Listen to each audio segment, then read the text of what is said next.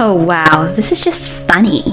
You're still wearing the ring? Ha! You still have lingering affection towards him?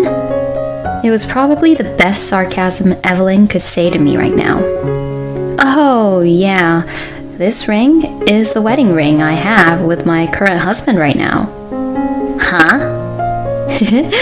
We were classmates in college, and my current husband is a lawyer. Evelyn's face contorts. Hey, Evelyn, did you know this? That men love smart women. And for men, young women like you are there just so that they could play with fire. My name is Sandra. I have been married to my husband, Devin, and it has been half a year since we got married. He was a colleague of mine at work, and we also got into the company at the same time. Each of us have been working hard and contributing to the company on our own. And we got married. But since we were in different departments, we were not specifically ordered to be transferred, and we left home together and commuted to work every day together. My husband is, to put it nicely, a very serious person. But if I say it negatively, he could be very delusional. I got married to him with the understanding of Devin's strength and weaknesses. Although he could be like that, if you talk to him and explain to him about it, he tends to be understanding. Everyone has their own strengths and weaknesses. I naively thought that since he would listen to me, there would be no problem if I married him. But after getting married, I realized that there was a part of him that I overlooked. When I came home from work, my husband would always ask me what happened at work. How was work today? Here we go again, is what I think to myself. Oh, it's normal. Nothing unusual. Same old, you know. It has become routine for me to answer it that way. Normal? Every day is never exactly the same, is it? Just like the seasons change from day to day, right? Even today, something different must have happened compared to yesterday. If I'm being honest, this conversation itself is really annoying and difficult for me to get through. It's easy to talk about things in the department. My husband is right. Many things happen every day. But I can see that if I talk about it, it will be even more bothersome. It's going to be a long chat, and it's not like we can find a good solution or anything like that. I come home tired from work, but he says, "This happened to me today." He can talk for hours on end about trivial things that I could have ended the conversation with, "I see, that's life, I guess." I can't seem to just enjoy the conversation with my husband. Today, a new request for approval was made in the planning department. And like this, he gets information really quickly. If he knew from the beginning, what's the point of asking me about it? Oh, that. Yeah. It was you who requested that approval, wasn't it? Yes, so you knew it, didn't you? Of course! I will always have information about what's going on in the company. Especially if it's related to you, Sandra. Oh, is that so? So, about that proposal... Here it is. This is what I don't like. Maybe you should have asked me for some advice. You know, I told you before that I can't consult about it with you, right? Yes, but it's one of the company's most important projects, right? Shouldn't we take in the opinions of as many people as possible? I think my husband is right. However, I am not going to listen to my husband's opinion, because my husband is supposed to include his opinion in the proposal beforehand. It's not just a matter of frequency. It's a matter of how he thinks that what I say is right is the problem here. Each time this happens, I admonish him. If I explain it to him, he finally understands, but honestly, this is getting really difficult for me. Just a few years ago, he never used to tell me how to do my job. Since we got married, my husband was always trying to do his best to proceed forward. I thought he was a very dependable person, but he's not good at the house chores at all. My husband had lived at home before we were married, and all of the housework was new to him. He tried to be properly proactive and do the housework, but this made me do the house chores even more. He could not cook, but one day he put a lot of energy into cooking dinner for me.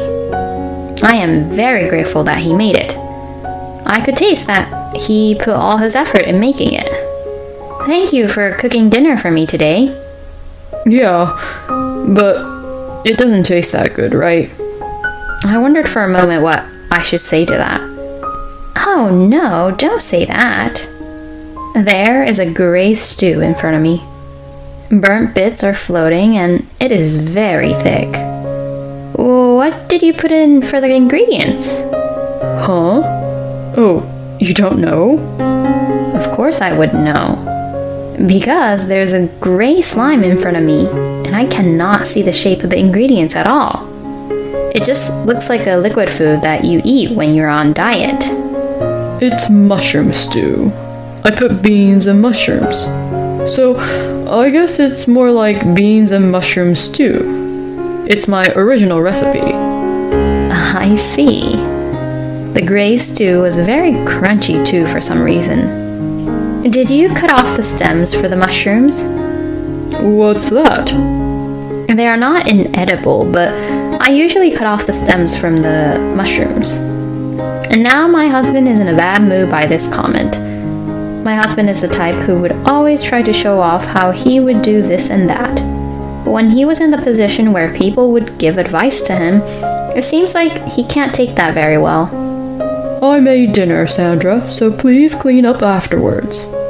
My husband said that and went into his room. Normally, I would have felt bad at my husband being in a bad mood, but I was relieved at that moment. All I could think of was that I would not have to finish this bad stew. I took my plate to the kitchen and was really surprised. There was a huge amount of gray stew in the pot. The sink was a mess. My husband, who was cooking for the first time, couldn't seem to cook a meal while cleaning up. I sighed deeply and finished cleaning up the kitchen. I put the stew in the fridge, but Devon never touched it after that. It must have not tasted that great, huh? After that, my husband managed to cook, but his skill did not improve at all, as he does not like other people's advice. And as usual, the kitchen was dirty. I got fed up with this and began to actively cook meals. Then my husband said he would be in charge of doing the laundry. He's trying to find his own role in the house chores. I really appreciated his thoughtfulness and I was grateful for how he behaved towards house chores. But even with the laundry, he would screw it up. Whoa! What's wrong? He shouted loudly as he took the clothes out of the washing machine to hang them up to dry. What the heck is this? Oh yeah, you left a tissue in your pocket, didn't you? Oh, well, I could just clean and pick them up later, right? He never apologizes. I'll start it over. You don't have to. I'm fine with it. But I don't like it. Oh, well, then just redo yours. I'll just hang them out to dry. There will be dry tissues all over the balcony if he does that. Who does he think is going to clean the balcony then? Sure enough, dried tissues were everywhere around the balcony. But my husband didn't seem to pay any attention to that. He did not even try to listen to my advice this time too. After that, he continued to do house chores a lot, but still forgot to take the tissues out of his pockets. When he moves around, my workload increases. I can't seem to help him since he won't even try to listen to my advice. Like this, I became stressed out, and before I knew it, I started doing all the house chores.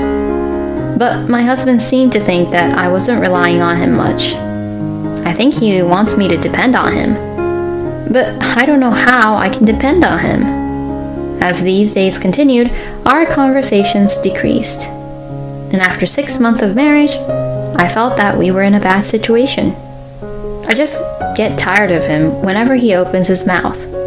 I was at a loss on what to do. Then one of my colleagues told me something about Devon.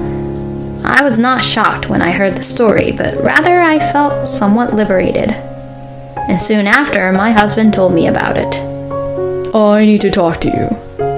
What is it? I want us to break up. Does that mean you want a divorce? Yes, that's right.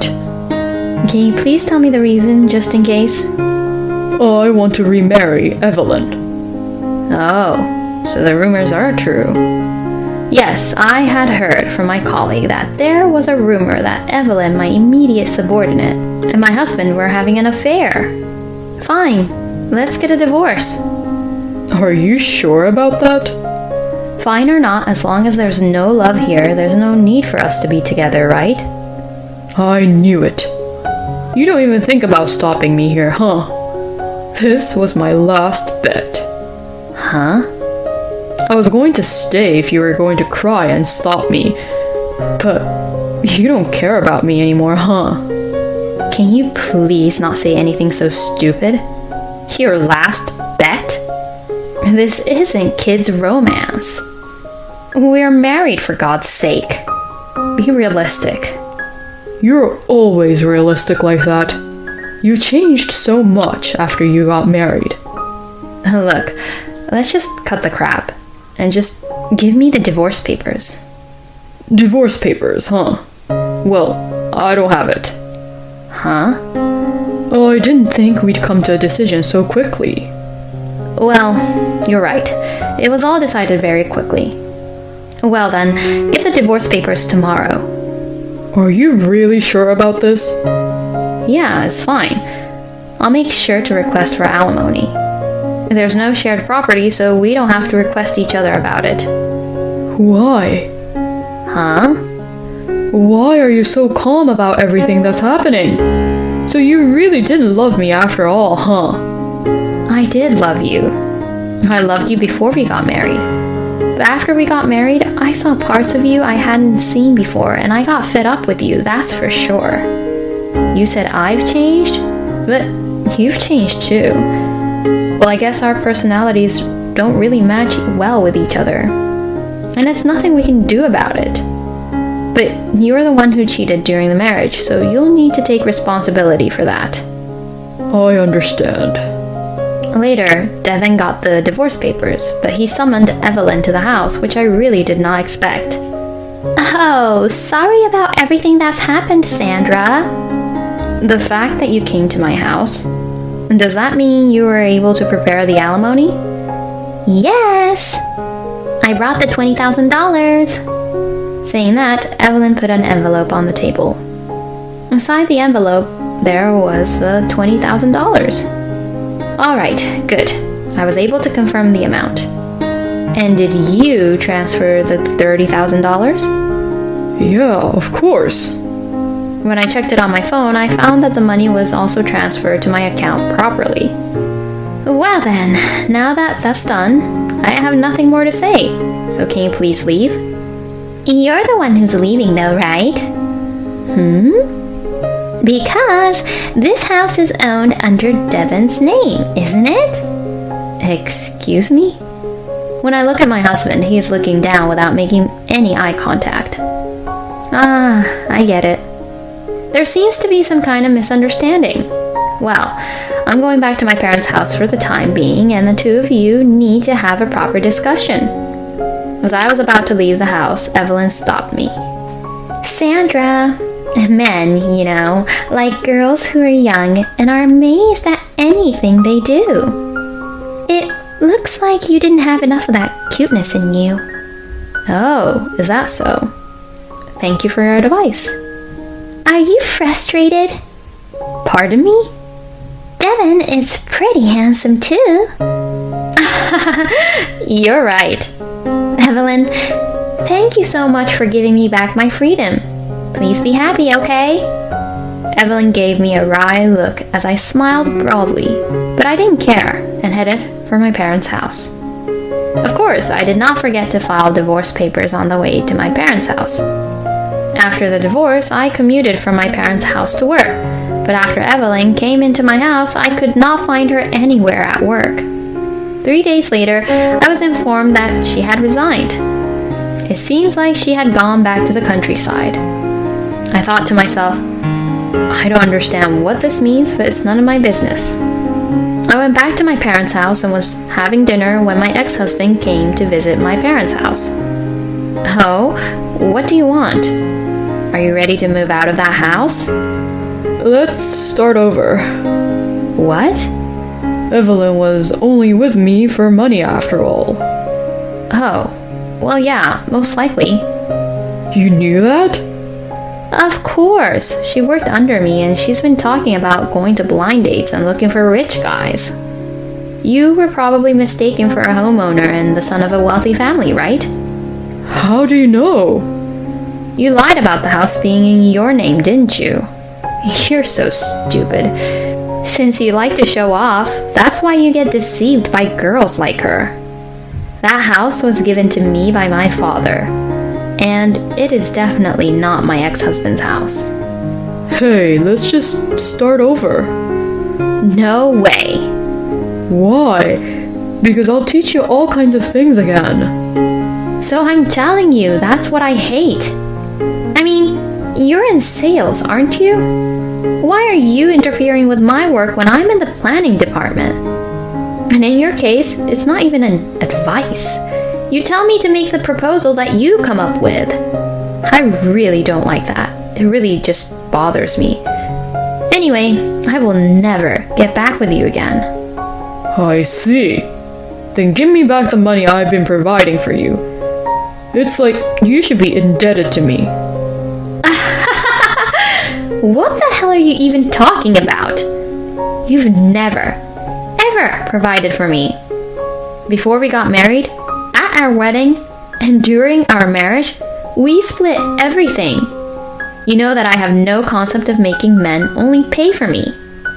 No. It's not no. If you insist, why don't you bring all the receipts with you? I hardly depended on you. You better get out of that house in a week, or I'll hire a lawyer and sue you. I slammed the front door behind me. After that, my ex-husband, who had no money, moved out of the house he was used to living in, perhaps wanting to avoid causing any problems. And before I knew it, he had left the company as well. According to my in-laws, they don't even know where Devon is. Well, I predict that since the affair between my ex-husband and Evelyn was known throughout the company, he could not continue to stay at the company. I have become the center of attention too, but I have done nothing wrong. As I pushed forward with my work confidently, that incident was no longer a topic of conversation. Then one day, 3 years later, I saw someone on the street. Oh, it's been a long time, Evelyn. Oh, it had been 3 years, but she seemed to remember me too. You broke up with that person, didn't you? So? Are you still single? It's none of your business. That's true. Handing out flyers in this cold weather is a tough job. Good job for doing it, Evelyn. Oh, wow. This is just funny. You're still wearing the ring? Ha! You still have lingering affection towards him? It was probably the best sarcasm Evelyn could say to me right now. Oh, yeah. This ring is the wedding ring I have with my current husband right now. Huh?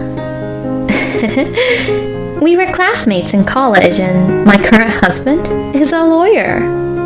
Evelyn's face contorts. Hey, Evelyn, did you know this? That men love smart women. And for men, young women like you are there just so that they could play with fire. Well then, bye. I smiled at Evelyn as she stood there, and I started walking again. That was pretty mean, wasn't it? But I felt like I could take a revenge on everything that was done to me at that time, and I felt totally refreshed and started to move on forward. Thank you for watching until the end. Please subscribe to our channel. See you in our next video.